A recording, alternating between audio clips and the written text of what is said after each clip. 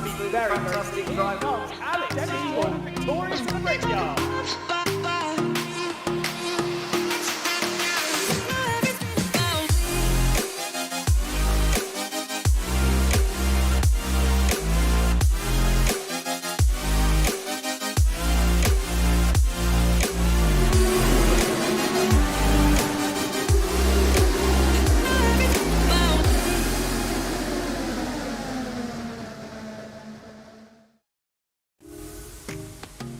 The season continues then for two final rounds, building up to surely a thrilling climax. 6 races have been and gone, and with it 4 drivers have taken to the top step of the podium, and those 4 sit at the top of the table with just 6 points separating them.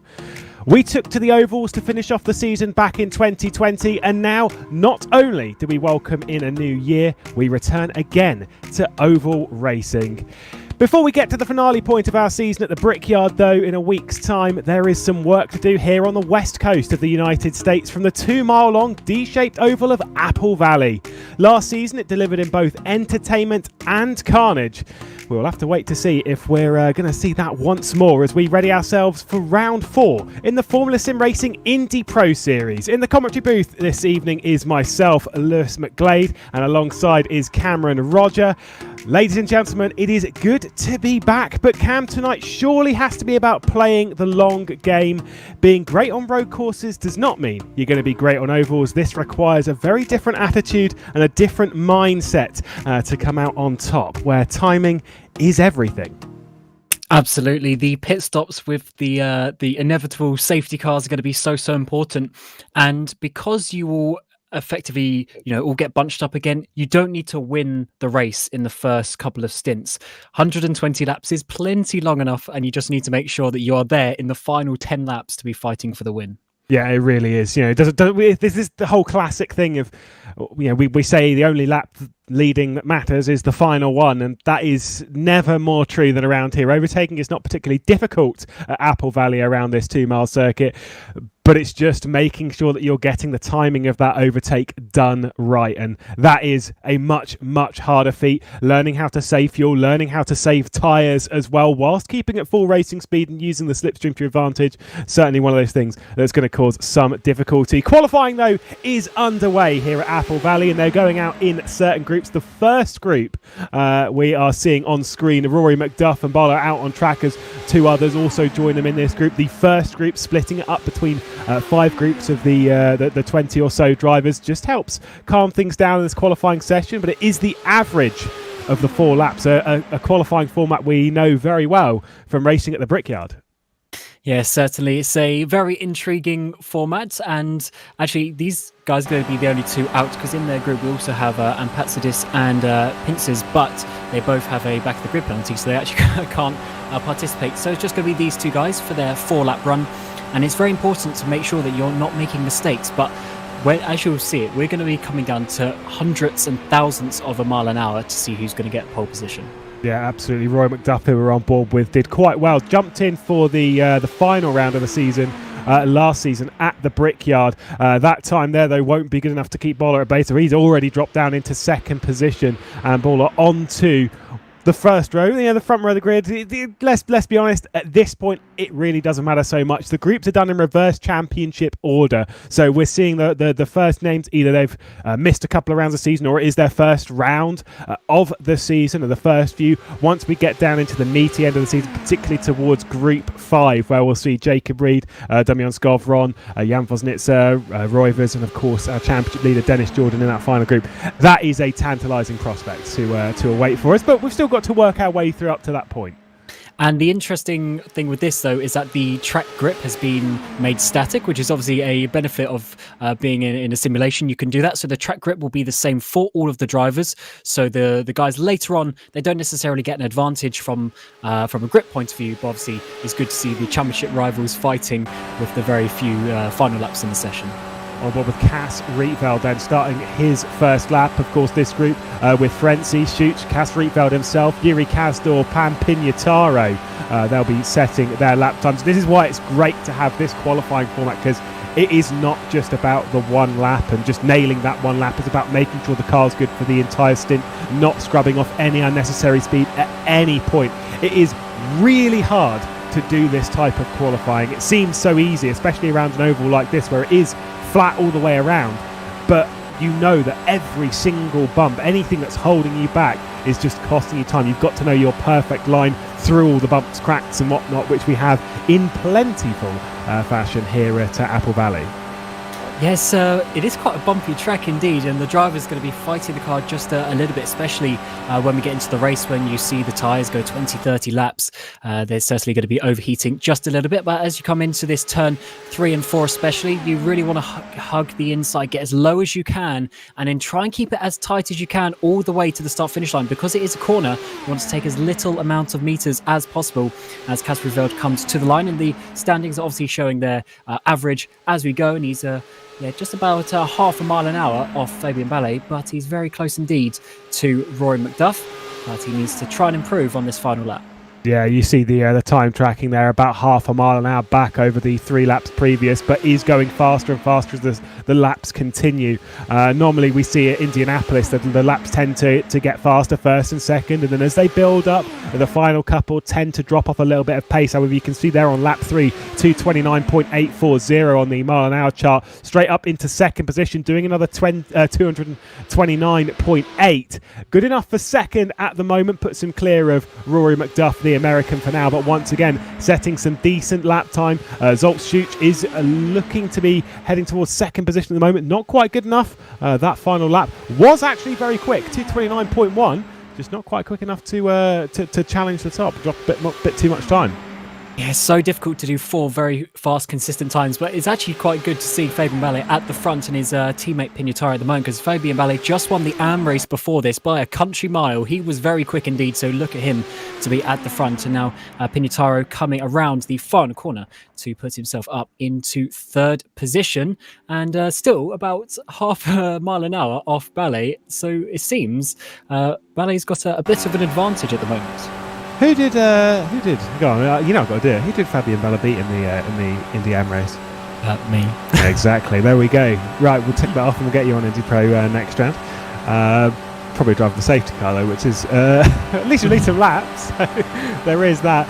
On board now with Jukka-Pekka Laulu, group number 3, going out onto the racetrack, and this one does contain one very specific driver that we do like to see. Of course, Jene Simicic, our champion, multiple world champion over on that side of things, and of course the champion of IndyPro last season. Finished the entire season without finishing lower than 4th place, and this season jumped in for 1 round last time out at Sebring, and already broke that record by finishing in 6th. So he's already gone lower than that, but still he's not in it for the title, he's just in it for a bit of fun, and Lalu begins his stints. There is Simicic. Yes, let's see what he's going to do. It's actually so difficult to predict who is going to be fast, because as you mentioned in the intro, just because although he does go purple in the first lap, it's so difficult to be good at the ovals, and it's a little bit different, a little bit unique. You've got to be very, very safe and sensitive with your inputs. So you generally see the better drivers up there, but anyway, Jene Simicic coming towards the end of his second lap. Purple on your first lap, and generally your first lap is actually your slowest, because you still are just getting up to speed from the pit lane. And let's see if he can get a little bit faster as we come onto the second lap, and he goes pretty much identical actually. So hopefully he can keep that going as we come onto the third lap. Yeah, I mean, one of the most important things with this qualifying format, it's actually the most important lap. It's one that people tend to miss, especially around a flat-out oval. One of the most important laps of your qualifying is the out lap. It's nailing that pit exit. It's getting up to speed as quick as possible. When the circuit's flat out, you've got to start that from even beginning in the pit lane, and that's where some of these drivers might underestimate the power of the outlap. But either way, Jene Simicic up there, Schmidt going quite fast, Jukka-Pekka Laulu, who's on our screen as well. You can see Ferenczi and Stepkowski, the other drivers. Stepkowski's actually tracking really quite well at the moment, and has gone to second place. I say tracking quite well. Has already gone up to second place as we focus on Lalu and Schmidt, who did not put in good times. Jerne Simoncic with one more to go as he runs towards the line, looking good, looking very good indeed. Is it going to be enough to put it up towards the front? It is good enough for second, so a decent improvement as well as having the fastest lap of the session. So you got 2 purple laps, but not enough to get that pole position or provisional pole position as we get to the drivers on the next lap coming around to start. Yannick Bock getting up to speed to start his hot lap run. And interestingly, trying to take a bit of a wider line to get all the speed he can as he comes onto this first lap. And it is quite a difficult process, as we mentioned, to get yourself up to speed. But this first lap is so important. If you have a slow first lap and you're, maybe half a mile an hour down, it's so difficult to get that back because as you go on, the tyres start getting a little bit hot and it's just a little bit difficult to keep the speed. Do you remember who it was last season when we raced it? I think it was Jan Vosnitzer who made the mistake coming out of the pit lane. I think clipped a little bit too much of the apron with the rear right and then caused one of the final crashes here at Apple Valley before we got to that finish. I think it was actually the crash that had Phil Krauss and certainly Alan Terzic was the one coming round the corner. Yes, it was. And I think it was Jan Vosnitzer. And it's but my point is that it's so tricky on the apron building at speed because your margin for error is so small. And I say that now, I absolutely obliterated him a year ago, but other than that, it's so difficult. Oh, it's more difficult than it looks as we get Yannick Bock actually going purple in his second lap and currently looking good for what would actually be, I believe, second place or maybe just about third place because seems Ballet has just left the session for now, so hopefully he's going to come back in a second to take that provisional pole position. Yannick Bock now trying to keep towards the inside of this turn 3, and as it opens out of turn 4, you never actually get straight. It's just one solid long line all the way up to the finish line before we see the end of his third lap. And he's going to be averaging now at a 29.793, which would be very close to Jerne Simoncic, but he's still got 2.5 corners to go. Remember that the final lap time from Simoncic was a 2:30.2, which is looking good for Yannick Bock to do so, but did notice that the front right was starting to give up a little bit, running down towards the white line. You can see just running a little bit above it, missing those bigger bumps, hooks it down towards the white line at the final point of 4, and then down towards the line, the blast to it. Is it good enough to remove Jerne Simoncic? No, it is not. It'll be what will become third place for Yannick Bock. Bala, considering being in the first group, has, I believe, rejoined the server, but how the timing system works, will be returning towards P1, I believe, before we go into the race. I mean, it shows how good that time was in that first group. Oh, absolutely. And to come out as well, first group can be a little bit nerve-wracking because when you're in the later groups, you sort of watch everyone, you sort of the adrenaline builds up. With the first group, you just got to go as soon as the green light comes on, pretty much. As Martin, you see there, just touching the apron and just getting a bit of a wiggle on. He's going to finish with a 29.0 with a 0.4 overall, down in 9th place at the moment. And it's just so close ahead of him as well. So any of these drivers coming now, as we get towards the big guys at the top of the standings, Noah Roivers starting his lap, is going to be quite close for some of these drivers to slot in between.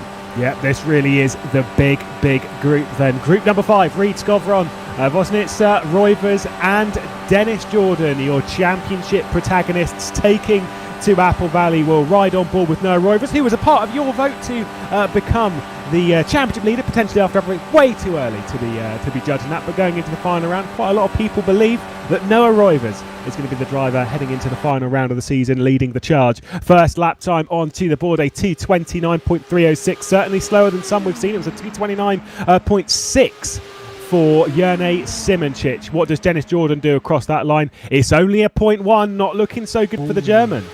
Yeah, that's going to be difficult to get up basically a whole mile an hour to get towards the front of the field again. He obviously won the Indy 300 last year, so he's certainly good on the ovals, and I'm sure he knows what he's doing. Just needs to get up to speed in the next couple of laps to make sure he's not starting too far down, because starting in the middle of the pack is always so dangerous on the first lap or two when everyone's trying to sort out their positions. Now he's coming to finish the end of his second lap. It's only a 0.4, so still a 0.2 overall. This could be around the 10th place or so for Dennis Jordan. Yeah, it's not looking so good. Of course, within this group, particularly the top four in the championship between Roivers, Jordan and Skovron, they're all just looking at each other, being like, okay, what time are you going to do? I'm just going to try and beat you. Everyone else, we're irrelevant. Roivers is building up the speed, though, as Jacob Reed sets the fastest second lap in his stint, looking to go and grab the top spot. If he's done a 2:30 on the second lap, that is very impressive. Is it going to be another 2:30? It certainly is a 2:30.1. Hey, I can't remember exactly what the speed was. I believe it was a 2:30 I think it was a 2:30.1 overall over the four stints that Bala did. Roivers could genuinely be challenged that. Same with Reed.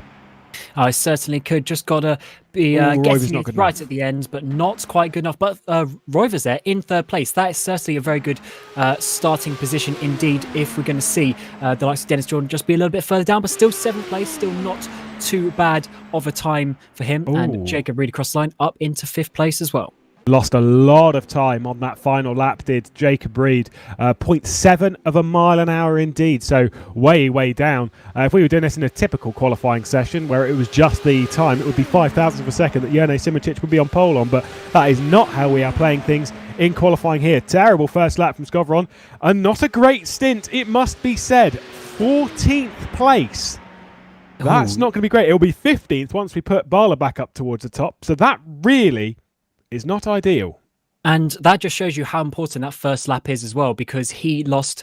So even though his other laps, they weren't amazingly fast, but they were still decent. But that first lap really brought us down. And we have one car left going, I believe, which is Petter Burlak. Just joined the session a bit late, but he has been allowed out by race direction, which is fair enough, because he is obviously right in the championship hunt. And it's good to see that he's going to be able to get his qualifying stint purple in that first lap. And let's see what he can do on his second lap, if he can keep it going. And yes, he's into the 2:30s average. This could be a very good run for Burlak. Well, I guess we might have saved the best until last. Purple first, purple second lap. Is it going to be purple 3 laps in a row? Are we looking at the driver challenging for pole position already, to already be tracking an average of 230 miles an hour? Watch him turn into the corner. See all that speed scrubbed off. That is just scrubbed off from the lateral load. Nothing to do with lifting, nothing to do with braking. It is pinned to the ground across the line. A 2:30.2. This is looking incredibly fast from Burlak. Certainly is, and he's got just 2 corners to go, going just a tiniest bit wide there, and it always comes down to just the thousandths of a second. You can see just how little steering input the drivers are putting in this qualifying session, and that is so important to get it literally to degrees of rotation being correct. And as he comes out the final corner, can he seal this pole position?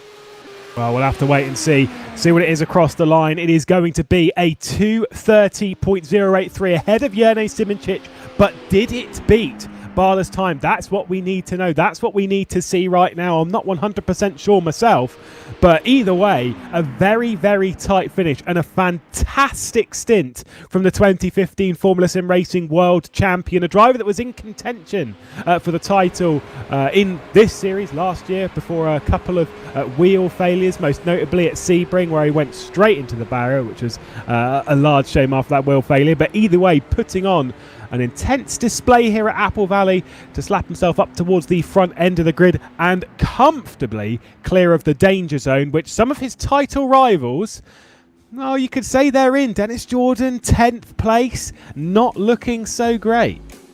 Yeah, 10th place is just a little bit sketchy. So hopefully they can get through that first corner. And the qualifying results, obviously, from the overall results, aren't going to necessarily be the exact same, because in game it'll show the fastest single lap, whereas obviously we're doing it on the average lap. So let's wait to see what it is when we get to the warm-up session, and if Ballet's going to keep his laps or not. And I think it's going to be quite a good race. So it's going to be very difficult, but the drivers just need to remember it's 120 laps long, so they don't need to try and win everything at the start. It was 230.027 miles an hour at the end of that stint, which is slower than Peter, so it is pole position to the Croatian. So at least we have that one sorted. We do know who's going to be starting from pole position, but the entire group behind will have to wait and see. But as you were saying before, this track is all about, as is all places, it's all about the race. It's all about playing the long game in the race, starting from pole position. Not necessarily a good thing, not necessarily a bad thing. It's just a place to start this race, unlike leading into turn 1 and taking control of the race. In all likelihood, Felix probably going to be losing the lead potentially into turn 3. Yes, certainly. It is quite difficult to lead here, and importantly, you use a lot more fuel when you're sitting out the front. The cars behind, they can sit in the slipstream, they can lift off a little bit, and they can just save that little bit of fuel. And going the extra couple of laps could be very important, because if your rival has to pit, then you go out an extra lap, and then there's a caution when you're in those extra couple of laps, and you get a safety car pit stop. Obviously, that's a lot shorter than a green flag pit stop. Well, let's take a look then at the championship standings as we head into the penultimate round of the season. Obviously, with this, the season cannot be completed today. We need to have a 75-point lead before heading into the final round of the season.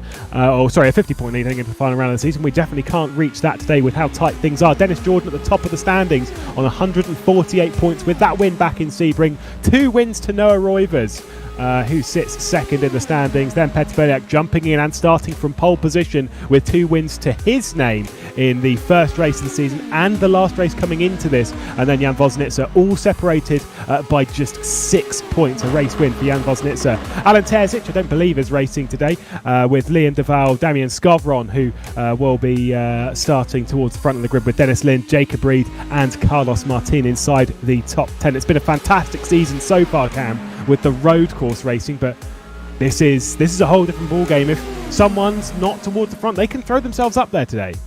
Oh, they absolutely can, but just a few months ago you mentioned about a crash last year with Jan and Alan that put Phil Kraus in the wall. Guess who won the race in the end? Phil Kraus. So you can still come back.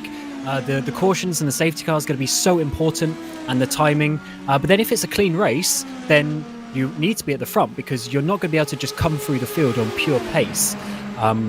It's really just a balancing act. You just got to read the situation and potentially get a little bit lucky.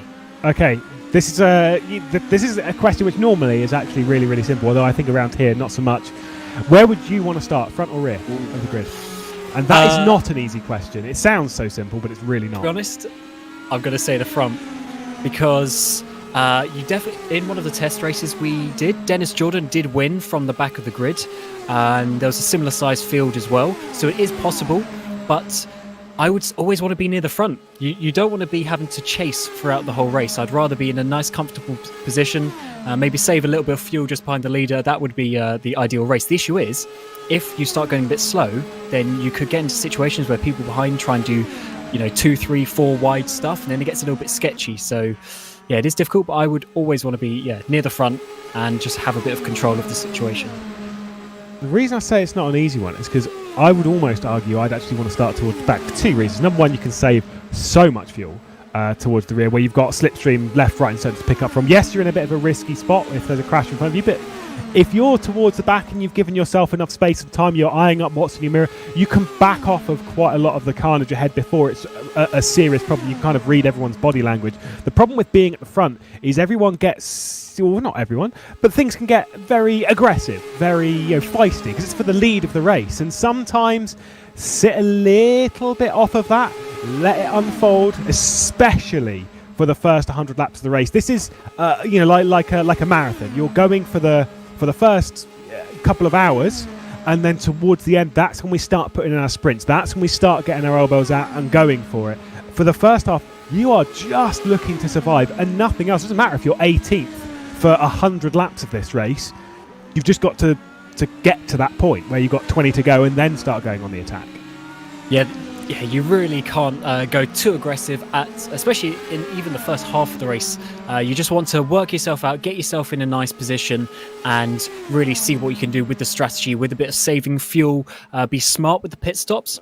because one thing that's always said is cautions breed cautions, and if you stop at every single caution, then you're always going to be filtering to the back of the pack. So you've got to be careful, make sure you're getting yourself towards the front of the pack, and then giving it absolutely everything in that last stint at the end of the race. The only the issue with being a little bit further back is if it does go green flag for quite a while, you will be maybe 10-15 seconds off the lead as the field spreads out, so you do have to be careful with that. So it's really a strategic game. Obviously a bit of luck involved, but the drivers who are a bit smarter, maybe the likes of Dennis Jordan, are really ones to look out for, and being a little bit more controlled with their actions. Not going to ask you who's going to win today. That one, everyone can fight over each other in chat. Go for it. Who is going to win this race? I'm going to ask you, are we going to see a green flag pit stop? Yes. I also believe so. We did have last season. Yeah, I mean, the AM race earlier was a slightly shorter race, 90 laps, and that went full green for the whole race, which was a little bit surprising, but it can happen. There were, a couple fewer drivers, but I certainly think that is possible. I don't think we're going to see a green flag for the whole race, but I do think we're going to get at least one green flag pit stop, which, if we do see that, you go a lap down, which is quite crucial. You don't have to let blue flag people through, but obviously you just sort of get in each other's way and lose yourself a bit of time. It's 31.5 seconds a lap, roughly, around here, although in the race it's a little bit more of a skewed figure based on the slipstream, pushing everyone forward and punching a nice hole for everyone in the air, and so it's less of a direct figure. We'll take a look, though, at the starting grid for the penultimate race of the Formula SimRacing IndyPRO Series. On the front row of the grid, Petr Berliak puts in that time at the end of the session to slap himself on pole position ahead of Fabian Bala, with Jerne Simoncic and Yannick Bock behind. Noah Roivers and Tomasz Vak in 5th and 6th position, with Jacob Reed and Daniel Stepkowski in 7th and 8th. Jan Vosnitzer will start himself from 9th position, with Cas Rietveld alongside, looking quite good for the NetRex Grand Prix, and Dennis Jordan, championship leader, will have to do his best from 11th. Virtual drivers by TX3 man Roberto Pinataro starts from 12th. Zoltschutz alongside McDuff 13th and 14th, with Carlos Martin and Damian Skovron in 15th and 16th. Skovron obviously teammates of Jerne Simoncic, who's way up the order. Then it's Pascal Schmidt and Jukka Pekka-Laulu, with Ferenczi and Adam Rainey in 19th and 20th position. Below those in the final few positions on the grid, we've got 21st position of Ricardo Costa alongside Yuri Kazdorp returning to the series for Red Bull Racing eSports. And then Jake Danahan and Adam Pinsesh starting from 23rd and 24th spot. I did have one missing, and there it is. Ampadzidis starts from 25th and last on the grid. Cam, deep breath now. I am going to ask you a prediction. Actually, I wasn't going to, but I'm going for it. I was good up. And we are going to be getting to the green, so I haven't got too long to think about this, but I'm going to say Noah Roivers. I think Noah Roivers is going to come out on top, but let's see. You're joining chat there on that one. Race is ready to go. Green flag will be in the air. Petr Berliak and Fabian Bala on the front row of the grid here at Apple Valley, as they're about to go racing for 120 laps of racing. Let's see who's going to come out on top. Green. The green flag is in the air. Berliak's going to be leading away, and they'll all try and find the slipstream straight away, as already into it is Fabian Bala. Running down towards the white line will, of course, be Petr Berliak, as they're 2 and 3 wide in the background. All good through 1 and 2, though. And they're looking pretty good, but they are about 4 or 5 wide in the background. Hopefully they'll sort themselves out into a nice line or 2 lines coming through this final 2 corners for the first time. And let's see, all 3 wide, just a little bit ahead there. These drivers need to be careful not to ping pong off each other, and it looks like they're all holding some pretty respectable space at the moment. Oh, a little bit of pinching towards the front there. You could see Fabian Bala was almost pushed onto the apron by Petr Berliak, and here comes the champion Jerne Simoncic around the outside at 1 and 2, looking for his way to pass. Is going to drop back into the slipstream as he's under a fair amount of pressure from Yannick Bock, as they're 3 and 4 wide in the background, heading into single file fashion towards turn 3 and 4, except for Fabian Bala at the front of the grid, who's looking to try and rescue the lead away from Petr Berliak. The grip's just not there right now, and who's that going high? I think it might be Cas Rietveld, way up in 3 and 4. Yeah, he's trying to come around the outside of his sister teammate Jan Rosser, and remember, Jan is really fighting towards the front of this title. Always a bit of contact there. He's going to have to get out of that because Jacob Reed was coming through that, and now Pinataro, I think, is going to be getting down the inside of the Dutch driver as well, and that just shows you how easy it is to cause a crash, but fortunately, Rivard managed to save that one.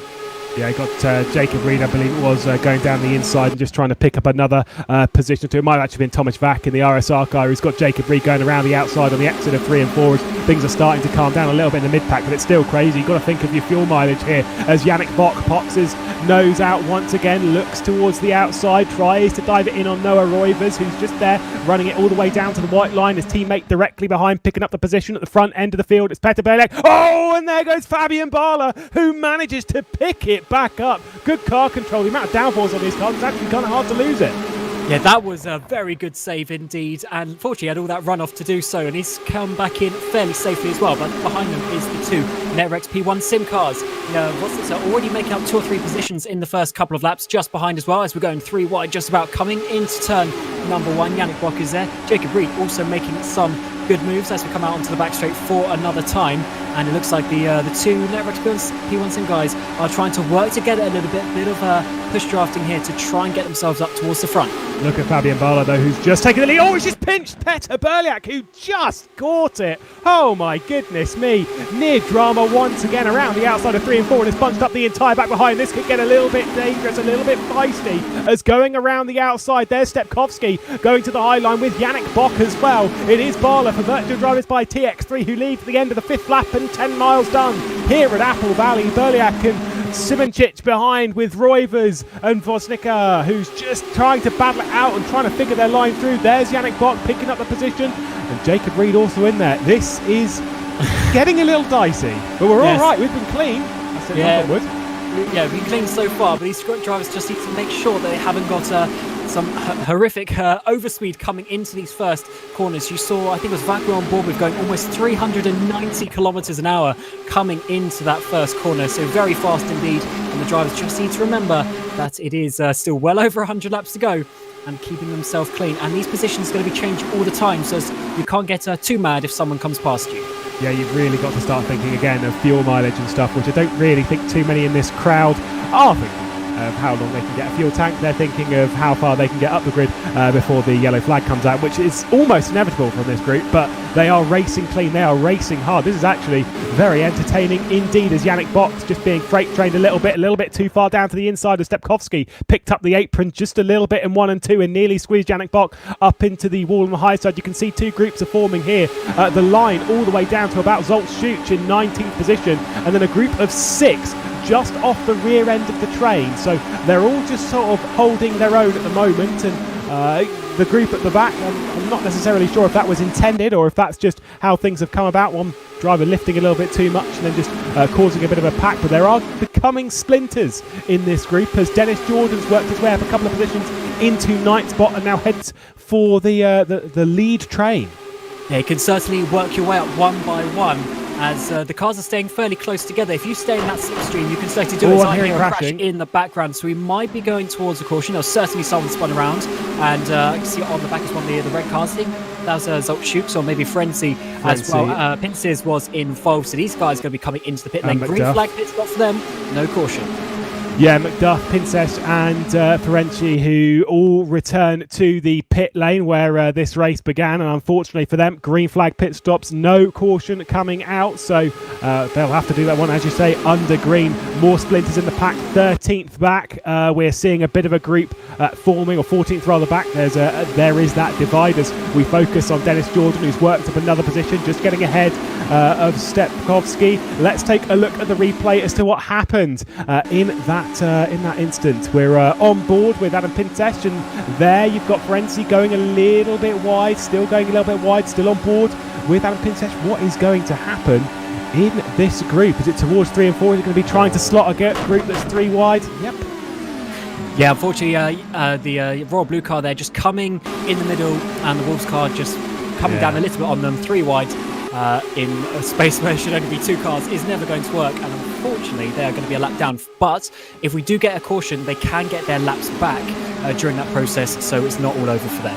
Yeah, it was Lally really going for a gap that did not exist, unfortunately, through the middle of that. But as we can see on the groups, check your map in the bottom right-hand side of the screen. The group that we're focused on is the one that's on the back stretch now, heading into 3 and 4. And you can see on the other side of the circuit, you've got Rory McDuff, and I think it's Adam Pintes who's over, just coming into turn 2 now. So that's the sort of gap that they're dealing with after the incident and after the pit stoppers. To the inside, Jerne Simicic going to steal second position from Boljak, who's going to get back in line in third, but once again start thinking of the fuel mileage. And if there's one person thinking of fuel mileage in this race, you'd be putting a very solid bet that the Slovenian 3-time world champion Jerne Simicic is going to be one of them. Yeah, saving fuel is going to be all important indeed. You see next to the times on the tower, you've got the amount of laps that they've done on this stint. Obviously, it's the same for everyone at the moment, but as the pit stops come in, you're going to see some fluctuation between those laps. And if you can go 2-3 laps longer, that is really going to help you out later on, as that will compound to another 2 or 3 laps in the next stint. And let's see if Peter Boljak is going to just save a little bit of fuel there. Just looks like it may be lifted off a bit. The issue is when you do that, then all the cars behind potentially can come diving down your inside. And now Noah Roivas looking towards the inside, but he's going to be staying behind there for now. And Fabian Ballet, as he did in the AM race earlier, is starting to pull just a little bit of a gap, but not quite out of the slipstream just yet. Now, typically speaking, I'd say that surely Jan Vosnitsa will play as a rear gunner to Noah Roivas. Surely he'd play the team game. And then you look at the championship standings and think, no, why would he? He's also in the championship fight. Right now, of course, there's no point in doing anything risky and just sit line astern right now. But realistically, he's battling for the championship himself. Is in that group that is 6 points apart at the top of the table. Yes, he's 5 points behind his teammate, but how do you play that one? That's a little bit dicey. I know, obviously, we're talking of something to deal with in 105 laps, but still, it's one of those things that's got to start going through your head. It certainly has, but one thing that's good for them is because they're in obviously one behind each other, they could be talking during the race. They could be telling each other when they're sort of lifting off, when they're going to be starting to push, which is something that you don't have with someone around you who's not your teammate and that you're fighting for a championship position with as well. So they do have that tiny bit of an advantage, but yeah, there's no point to battle each other at the moment because no one is attacking behind either. But Jerne Simicic, he's got past Boljak. Is he going to get past Fabian Ballet, whose lead has been dropped? What have you seen? There was an incident in the background. I think it was Thomas Vack, who's backwards and sort of sitting very slowly on the racing line through 1 and 2.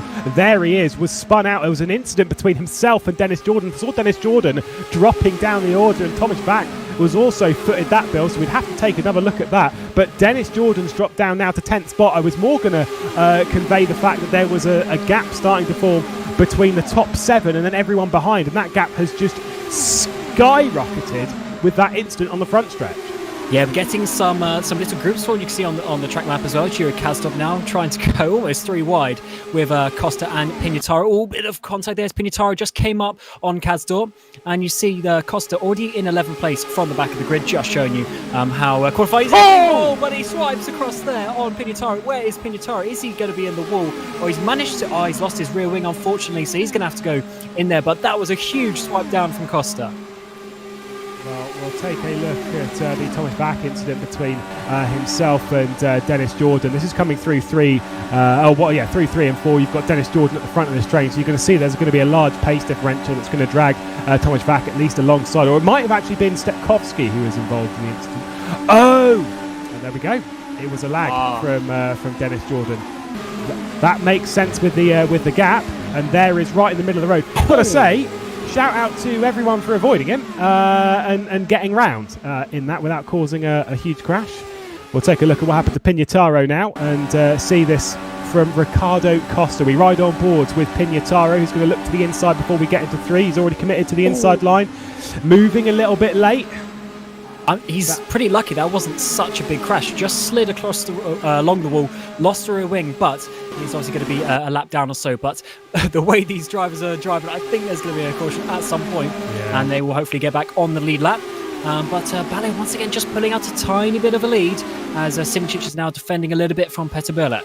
Yeah, I've got to say that was very, very naughty from Ricardo Costa. You got to in this style of racing, almost regardless of the rules of the series, any overlap is an overlap, and that almost includes the momentum. You can't just charge across and cover it off last minute like that. That's not how you race an oval. And it was one of those things that we always kind of expect with this, that you've got to understand that not everyone's raced tons and tons of ovals, but still, it's that was a very much a rookie error. Jacob Reed and Yannick Bock dropped back 2 seconds on the top 5. Not 100% sure what's happened here, but could potentially just be tyres.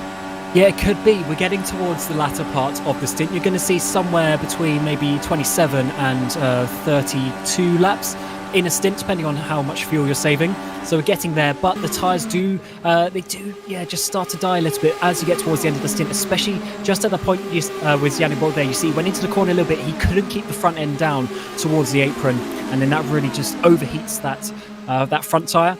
And before you know it, you can't go left. And as you're only turning left here, that is a little bit of an issue. Yeah, well, here we go on board with Jordan.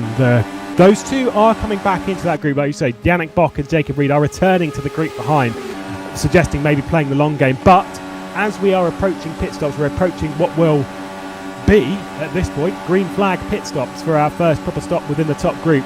This is going to be slightly problematic for some, less problematic for others. You need to say, basically, in a sense, you're hoping that the cars behind you are aware that you're potentially going to be coming into the pit lane. Could be why Fabian Baller's pulling away at such a rate. I know, obviously, it's not necessarily how it works. He's not just exactly turned it up into 108th gear, but potentially trying to pull a bit of a gap to the group so he can head into pit lane without risking anything too major, because he's definitely been drinking a little bit more fuel than the group behind, who are absolutely saving. Yeah, you can go flat out until you're just below the apron, then you do need to brake pretty much straight away, so it can be a little bit dodgy. However, the drivers have been informed to just stay as tight as they can to the inside of turn 4 to make sure everyone knows they're coming into the pit lane, as we're trying to get some good action here in the midfield. Yuri Kazdov now up into this 12th place. Ahead of him, Ricardo Costa, who's now on the back of this battle for the inside of the top 10, as Dennis Jordan there going down the inside of Kasserveld. Cass going just a little bit wide, and that could give an opportunity for Stokowski to get involved and get inside that train as well. As Fabian Baller pit. Lap 26 or end of lap 25. That's a very early pit stop for Baller, but he has been out the front on his own. Well, hopefully he can come out of pit lane and instantly pick up some slipstream. Also into the pit lane is Adam Rainey as well, who now drops a lap down, not having the greatest run here at Apple Valley, despite getting a fair amount of oval experience recently. We're looking at Stepkowski going a little bit of 3 wide. Ricardo Costa looking to the inside, although he isn't swiped across his nose, so you're seeing how it's done. Stepkowski just pinching a little bit, going down to the corner and down into pit lane. There is also Ricardo Costa in with him, who overshoots and might be speeding in the pit lane for one Acco there with Ricardo Costa. That was a little bit quick, I think. Yeah, but you can just actually see how many car lengths he gained. So if he that's a fair overtake if he has got that slowed down. So that just shows you how important just the pit entry is as well, because if you save 2 seconds there, that is very important indeed. Yanni Simčić keeping it tight down the inside, but no, he's going to carry on, and Burlak is going to come in, and that is going to leave these two to go out. And obviously when you stay out, you're lighter, but you also have older tyres. So we're now going to find out what is better, the overcut or the undercut. Well, at the moment, it's Jan Vosnitsa who's not quite able to keep up with the top two, as they're starting to separate themselves from the group. Yanni Simčić and Noah Roivers leading at the moment. Of course, we speak of the top 4 in the championship being Dennis Jordan, Noah Roivers, Petr Burliak and Jan Vosnitsa. 3 of those were in the top group. One of them, Dennis Jordan, was not held within that top group, but there go Noah Roivers and Jan Vosnitsa into the pit lane, leaving Yanni Simčić out on track by himself. Are we shocked? No, we're not. Yeah, this is going to be quite important for him as well, because everyone else coming out is going to be in the blue flags. Obviously, everyone's pitting, so that could be a little bit interesting here and there. Here comes Fabian Ballet. He's going to go past Petr Burliak, I'm going to say, because Petr's still going to need another couple of corners probably to get up to speed. So, yeah, Fabian goes past there, and he's doing a pretty good job, actually. Coming in for Remco Major, and now Yanni Simčić comes into the lead, so we are almost 1/4 of the way through the race, so it might just be a 3-stop race if we go green, but you're going to need to save another couple of laps. If not, we're going to get a splash at the end. Just holding my breath, watching Jan Vosnitsa come round on the apron, and this time not making the same mistake as he did just over 12 months ago and will rejoin the group. Although the speed they're coming round, you've got to dive into that slipstream pretty quickly. There goes Peter Belyak.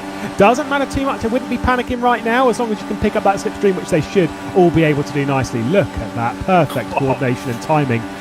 Jerne Simoncic is just departing his box now, so he's moving on pit lane. There is Jerne Simoncic, and there is the group behind. So this is going to be a little bit tight, but he should be able to pick them up quite nicely.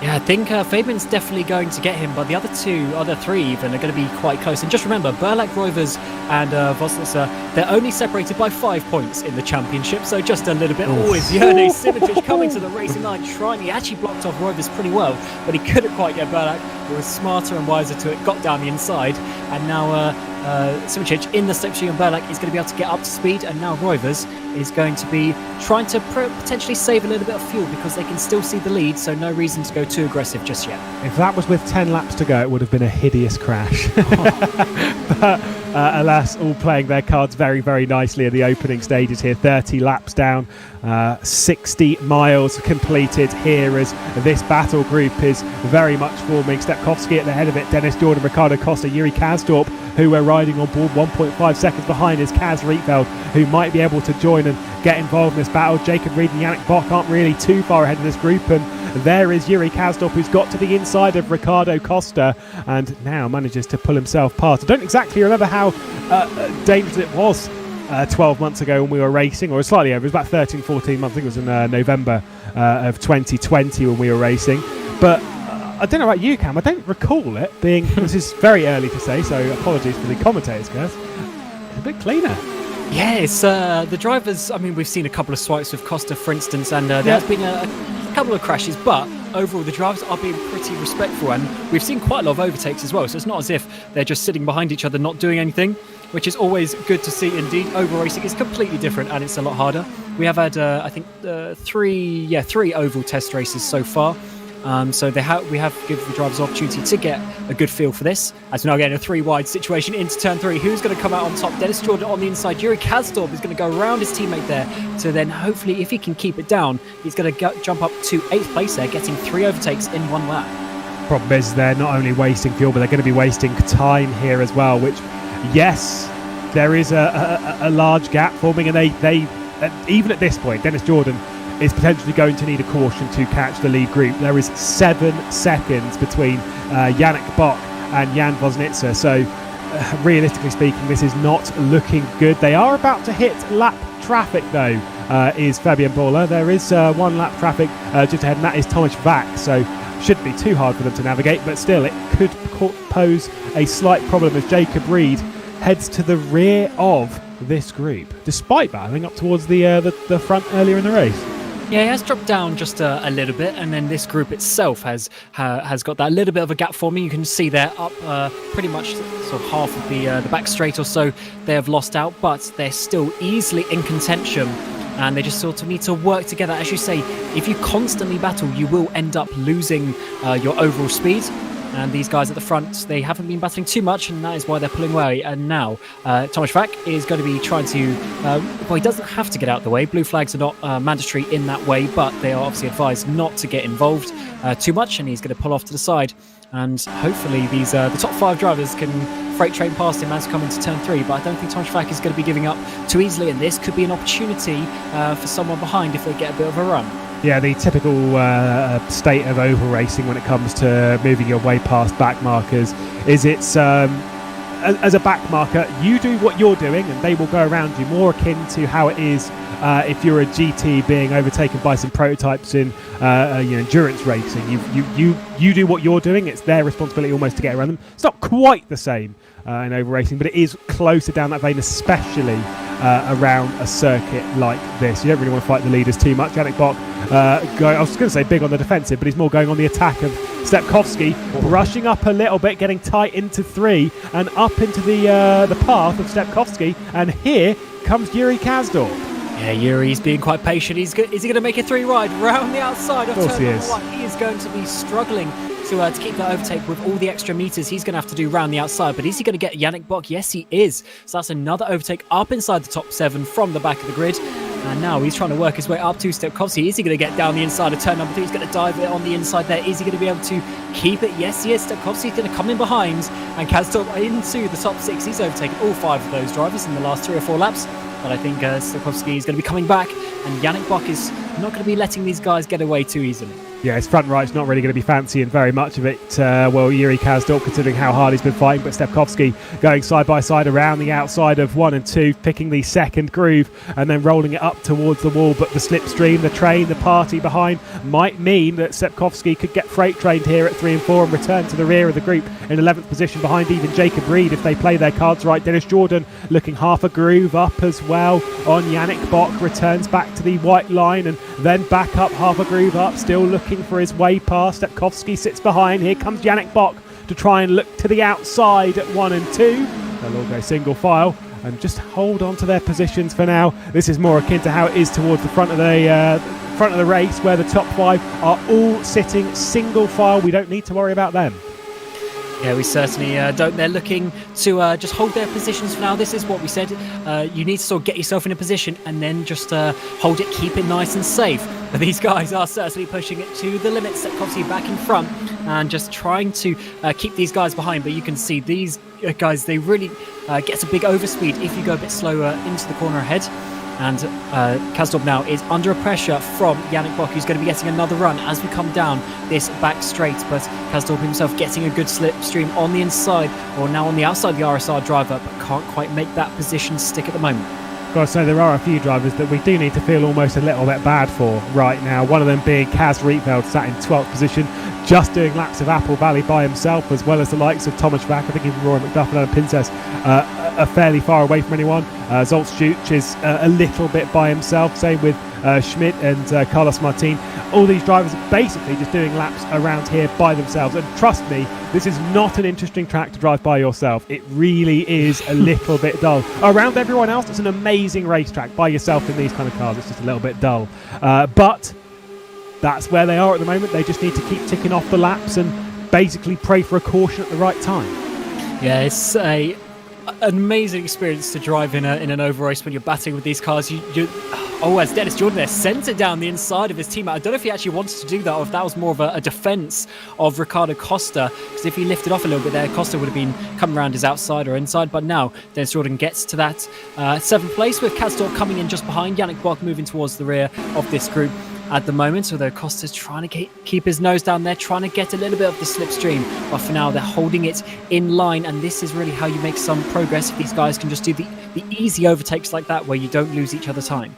Yeah, it's I've always said it's like a team time trial in cycling. It's where you time the overtake well, so you're not holding up. So basically, the only person lapping the fastest that you do, you don't really worry about your lap times. You worry about the lap times of the leader of the group, and whoever that is at the time, you match their lap times and what the head of the group's doing. Oh, as there goes Ricardo Costa, just pitching a little bit on Yannick Bock. Need to take a look at. Well, actually, no, to be fair, that one's all right. I think it was just like Yannick Bock getting a little bit too close to the rear end of Ricardo Costa going into 3 and 4, and that's why you've got to be a little bit careful. You need to kind of back off a little bit and then punch into the hole rather than sat on the gearbox, especially with how the rear end of these cars are put together. Yeah, definitely. You need to make sure you're getting a bit of a run, have a bit of a switch of lines at some point to try and get the person on the inside, maybe scrubbing up during the apex of the corner. As you saw there, Dennis Jordan just trying to go a bit wide, get a bit of a run, but Stepkowski's still got the grip to keep it down on the exit. And now we're getting Ricardo Costa having a bit of a run, trying to follow the 2 Red Bull cars through. Stepkowski's now trying to defend a little bit. You see Dennis Jordan, he's going to go wide, but then he's going to get a really nice run, a bit of a straighter exit. Although once again, I think Stepkowski's tyres are still in pretty decent condition. He can hold on to this. Yeah, they do.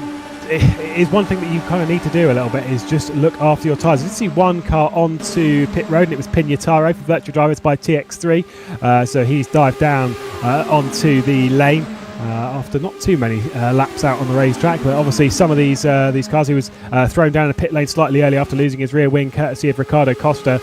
Same with the likes of Roy McDuff and Pintesh and Vac. They all came in earlier than was scheduled, and so they're basically just here picking up the pieces, trying to go as long as they possibly can. But now Pignataro makes it the 4th car a lap down here at Apple Valley, but we are waiting more on the pit lane. There goes Adam Rainey as well down to pit road.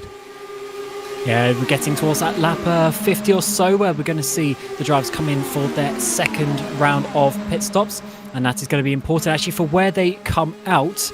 And as the traffic is sort of spread out a little bit, there's cars all over the track, and that could obviously get some blue flags involved and maybe see some drivers lose some time. But back at the front, we're seeing Fabian Ballet. He's actually sitting there pretty comfortably. I would assume that's a little bit by choice, with Burlack and co not really trying to attack him at the moment, because they already went a couple of laps longer last time, and that is going to compound itself again as the stints go on.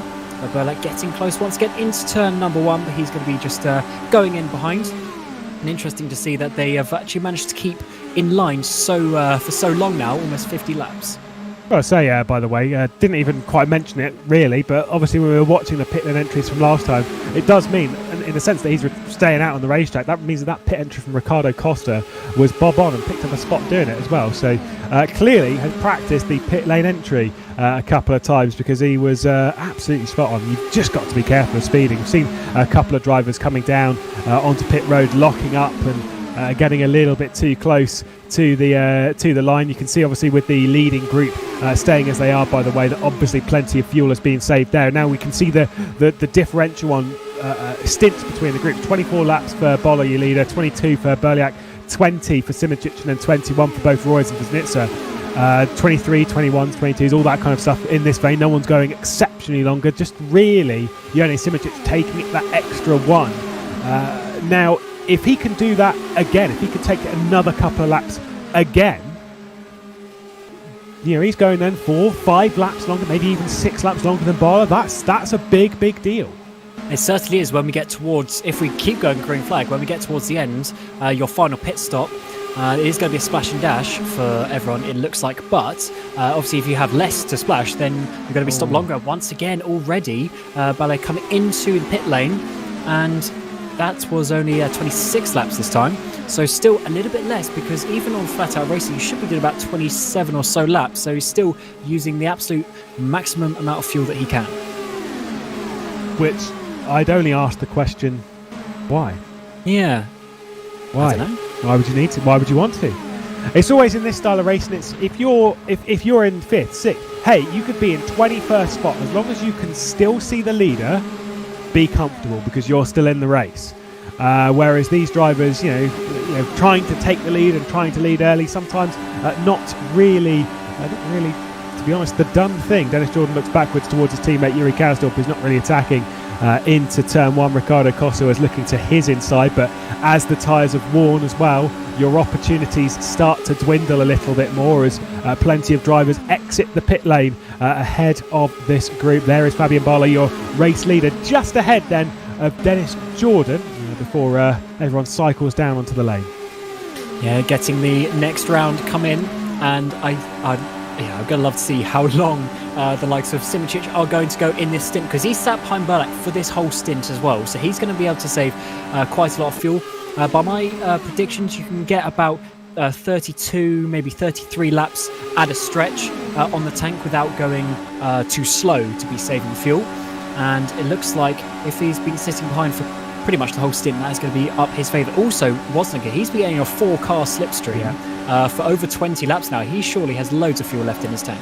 Yeah, should be able to go quite far away. But to be honest, with these two, surely you're going to put Roivers and Kuznitsa into the pit lane together. Remember how much further that was. Yeah, I always get terrified with people on the apron. There was Schuch and Ferenzi who were departing the pit lane on the apron, and look at this for a crazy package. Jacob Rees getting back in it again. But with Roivers and Kuznitsa, they were separated by around about half a second to a second before they came into the pit lane. When they left the pit lane, they were together. So obviously communicating and dragging themselves together. That wasn't luck that put them in that position, as there is Ricardo Costa, and is that Yuri Kasdorp into the lane. And once again, Ricardo Costa, that one was potentially a little bit too close to speeding in the pit lane to me. And if that is a drive through, that is not good, because you're basically going to be doing a green flag pit stop. Yeah. So you're going to be doing maybe not a lap down, but at least close to a lap down for that. So we'll only find out when he gets to the exit of the pit lane, and he is not going to be enjoying that too much.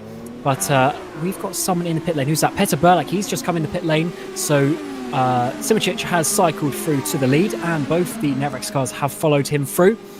but we're going to need to see, is Simicic going to do an extra lap, or is he going to be going the extra one? We'll have to find out indeed when he gets round there, and apparently Costa didn't get a penalty, so he must have just slowed that down in time, but it was certainly a bit out of control. Well, clearly, like I said, we were close last time, and this time he has practiced it to a treat. Noah Roivers into the pit lane, Jan Vosnitzer not into the pit lane. We'll once again take a look, speaking of pit lanes, we'll take a look at the entry. Got to get it down to 100 kilometres an hour. There is Yuri Kasdorp onto the lane. There is the gaining, locking up left, right and centre, just pulling it down. Is he going to get it stopped? We know he's got away with it. He is going over the line by 20k. I don't know how that did not count. That is an interesting one. Normally it's a bit more sensitive than that, but maybe, as we said, he's practiced that, and other drivers can follow suit. But let's see who's going to be coming in this time round. So Simicic is staying out, so Vosnica is going to be coming in. Simicic staying out those extra couple of laps, but can he compound that? We'll have to find out indeed. But now this means that Thomas Fack and Fabian Ballet have cycled through to 3rd and 4th place, but I assume that they're going to be, Thomas Fack indeed is going to be needing to go in fairly shortly indeed. But Ballet, he's got a little bit of a gap on Berlak, I believe, as well. So he's done some pretty good stuff there in the pit stops. And I wouldn't be surprised if he is going to have just that little bit of a gap. But it was 6 or 5 laps longer that Petar Berlak went. And that is going to be very crucial when we get towards the end. I think Jone Simicic fans will be giving this a Windows Shift S and trying to screenshot what is going on right now as Jone Simicic leads by a lap to everyone. Right now, of course, yet to make his pit stop. He is jumping onto the lane now, just ahead of, I believe that was Altschut, who he's just dived down into pit lane ahead of. Straight onto it, 100 kilometres an hour onto the clock, and then looks out for his pit box. A good stint again from Jone Simicic, but how much space is going to be between everyone right now? You can see Bala leading in that group by 3-4 seconds nearly. And Vosnica, though, getting out ahead of Berlak, ahead of his teammate by quite some distance as well. So that lap on his own out the front might have actually been the strategy to do so. The issue is he's now not got the slipstream ahead of him, and it's Petar Berlak's chance to potentially save a bit of fuel. But here's some assistance that might actually head the way of Noah Roivers, because Jone Simicic is just departing the lane now. Now, if he jumps out, he's going to be quite a bit behind. There goes those two. And Jone Simicic is... I was getting that completely wrong. Never mind. Seeing other cars come through. He's going to slot in that gap, as I was expecting, between Berlak and Noah Roivers. So I should have gone with my gut feeling then. He might actually assist Roivers here. Yeah, I think Roivers has got past as well. So Simicic has gone to the back of the group. So I'm pretty sure that what this is, because they're doing such long stints now, I think the tyres are struggling just a little bit. So when you're doing that overcut, you stay out those 3 or 4 laps, where those 3 or 4 laps are slower. Therefore, even though you go further, you are going to lose a couple of seconds. And I think that's why Ballet is so far ahead, because he has, 7 laps on Vosnica. That is a lot of time with fresh tyres compared to old tyres. Well, towards the ends of the stints, they were running around 31 9s, 31 8s towards the end of the stint, and through the middle of the stint or through the start of the stint. Right now, Bala running 31 5s. So yeah, that like you say, it does make sense that gaining half a second here, half a second there, he is going to gain it. But at the moment, compared to Simicic, he is going at least a stint in the pit lane longer. And even for everyone else, even if they all came in for the same amount of stints, they will all save time in the pit lane just by taking less fuel. I know fuel and tyres, etc. But yeah, if you take a gamble, don't take tyres and just take fuel. It's a bit too much of a gamble, but still, who knows what will happen as once again Stepkowski to the inside of Ricardo Costa. Yeah, taking tyres is almost a must, because it's only 4 seconds and it's at the same time as the fuel. So I think, I don't think anyone's going to be double stinting tyres, but we'll see if anyone tries anything crazy if they only have to do 1 or 2 laps of fuel at the end. But now, as you say, Ricardo Costa trying to get past Stepkowski, who's been holding this position for quite a while now. And these three have actually dropped. Jordan, Reed and Bock has dropped quite a way off as well. So we come to just a 3-car battle there for that 6th position, but back towards the podium places. And is Petar Berlak choosing to stay behind Vosnica? Let's have a bit of a look with his overspeed. Or is he going to dive it down the inside of turn number 1? It looks like he's just about lifting off there a little bit. I'll have to see if that's him trying to do a bit of a bump draft, or if he's just trying to save fuel. Maybe just using the air to push the car ahead. Let's see if he can just get close enough. The closer you get, the more air is pushing you along, the more obviously instability you're taking air off of the rear. That's where you get what would typically be called diffuser stalling and stuff. But just staying close enough, if you're staying in that bubble, particularly on the straights, you are just pushing that car a little bit faster, and all he's trying to do is try and build a gap, although with it being 9/10, 8/10 of a second, that gap is being decimated by the two behind. Just the nature of slipstream, and now they all come together into one clump of 4 cars, all looking to try and save fuel, but someone has to pay the price when it comes to the fuel man, and it's depending on who is going to take that, and whether Fabio Barla will just go, right, okay, you're all going to fight amongst yourselves, I'm going to start pulling away and checking out and doing my own race, thanks. Well, that's the thing. If there's no caution, I mean, he's just sat out the front pulling a gap. And even though the guys behind are going to have a shorter pit stop, is he going to be able to create a big enough gap to negate any few seconds that are lost or gained there? We'll have to find out as it goes on. But we're still seeing some great fights up and down the pack.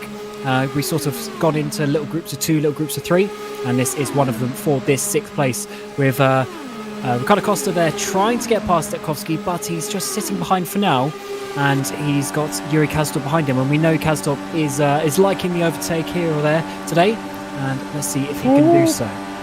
Yuri Kazdorp touching the apron. That was a little bit risky. Typically the first groove on the start stretch is a little bit less banked than those ahead, and it's the transition between them that causes the issue. It's the same thing there, obviously, where they are a bit smoother here at Apple Valley, running down to the apron. Once you get to the apron, that angle between the first lane and the apron is such a wide margin, and it's why typically around this circuit, obviously not here, but you are normally, when racing here, allowed to use the apron. It's only the likes of Daytona and Talladega where you're not allowed to use the apron. However, with the apron being at such an angle, it's why it's not allowed in this series, because that would be so dangerous and caused such an unbelievable crash on the start-finish straight that it's just not worth it. Yeah, definitely don't. When you have that sort of huge change, there's just a big wiggle in the car. Obviously, the aero gets a bit unstable as well, and then you've seen, or we saw last year, as you say, Vosnica having that bit of an incident on the exit of the pit lane as well, and some other drivers included in that. So hopefully we don't see anything along the lines of that, because, as you say, it will cause a huge crash, because there's such fine margins here. The slightest movement on the steering wheel moves you, 2-3 meters either side, and that can really cause some big crashes. And hopefully we don't see any of them. But we're already over halfway through this race now, as the laps fly by, only 30 seconds per lap, and it's going to be getting to an interesting time with strategy when we get towards the next pit stop. And with these 4 drivers now getting very close indeed, I wonder if at one point one of these drivers is going to make a little bit of a mistake and cause a bit of an incident. Was Simicic's first stint, was that 29 laps or 30? Although I know obviously we had the extra lap for the pace lap, so it was 30, but that includes the pace per lap, right? Yeah, so it was 29 on the on the overlay, which is the completed laps. Yeah. So he does technically need to do 31 laps At some on a stint to get longer. It has to be either this stint or next stint. I don't know if it's going to be this one, as he's trying to go around the outside of Noah Roivers with the slipstream of Petter Bolek. He's going to pull clear of Roivers and drop Roivers down to 5th spot. If I was Roivers, I wouldn't be panicking too much right now, but still, this is it's an interesting group, because you've got 3 drivers that are battling for the championship, as well as the driver that won the championship 12 months ago. Things could get dicey, but look at the time between Jan Vosnitzer and Fabian Barla. Well, I'm not saying I'm as good as Jan Vosnitzer, but in the race earlier, Fabian Barla, he was so far. I was in 2nd place behind him, and I was going as flat out, as fast as I could, and he was still pulling away from me. He's got some speed around this Apple Valley circuit. He's just knowing what to do, and as you say, that gap is just starting to increase to an extent where he's going to, even if he has a longer pit stop, even if he has a longer pit stop, always got a bit wide there, just keeps out of the wall. That front tyre starting to give up. Already 22 laps in this stint. Yeah, if he's 10-15 seconds ahead, that's enough to discount any longer pit stop that he would need. So at the moment, it's working, him going out the front. And look, out behind, we've got this battle for 6th. They've caught up. Yeah, we've got a couple of things happening in this group. Got to be said, it's not just that Fabian Boller's running really, really fast. He's got a little bit of slipstream from a few cars ahead, but also the times that he's doing are okay. This group, though, remember how I said that there was no one that really wanted to pay the price of saving fuel?